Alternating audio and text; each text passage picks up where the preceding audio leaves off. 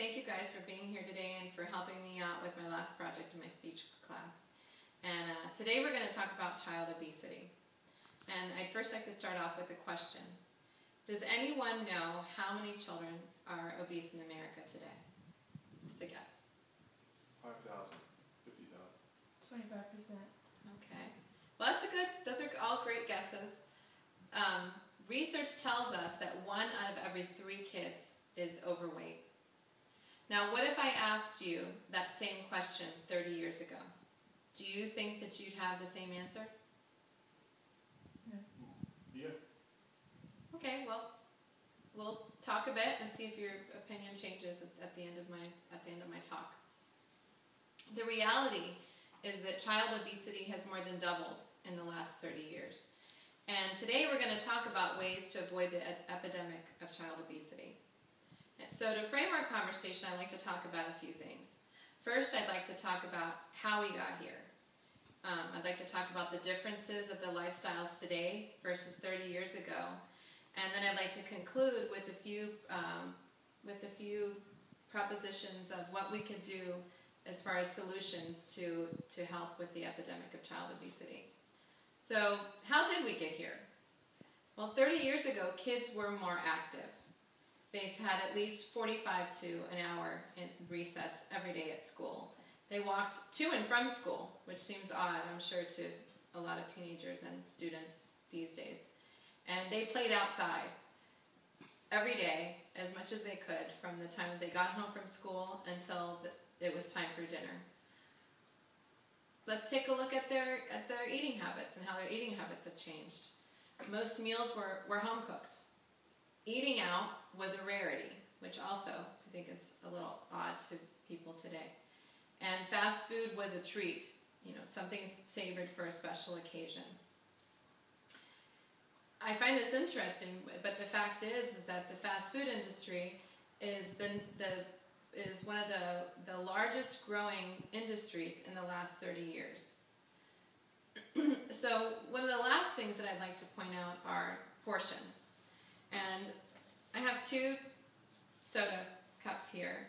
And this is the portion that was typically used, say, 30 years ago, which was a small size soda, which is the average soda that not just children, but everyone ordered. And this size right here has 10 teaspoons of sugar in it, which now is high fructose corn syrup, which we don't need to get into. This one here is 20 ounces, and is typically, this is when you order a small, this is what you get if you're not ordering in a kid's meal. And this has 15 teaspoons of sugar. So it just gives you an idea of the size. And that's without going into biggie-sized fries, burgers, and everything else that the food industry and fast food have gone to over the years. So as a result of our sedentary lifestyle and our poor eating habits, let's look at some of the impacts. Well, obese children are more likely to have high cholesterol and high blood pressure. They will experience immediate and most likely long-term health issues. They're prone to depression as well as bullying, which is something that's very prevalent today in society. And obese children will most likely be adults that will be type 2 diabetics, along with numerous other health issues that can't even be covered in 5 minutes. Let's talk about what we can do today to decrease obesity. We need to limit sedentary activities, TV, video games. Kids spend an average of 7.5 hours a day watching TV and gaming. And if we could cut that time in half and use that time towards physical activity, we would make great strides in helping this cause. Educating children on what they eat and how often they eat is also something that's important. Having them understand that what they put inside their mouth affects their bodies and will affect them long term.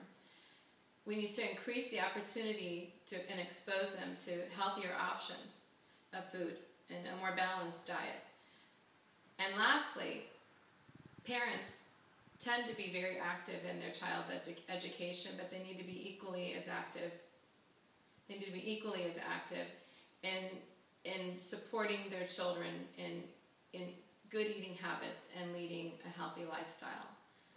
Hopefully, my time today has brought awareness and thought into the impact that we all have to make a change in helping the youth of today. So thank you very much for being a great audience and for participating. Thank you.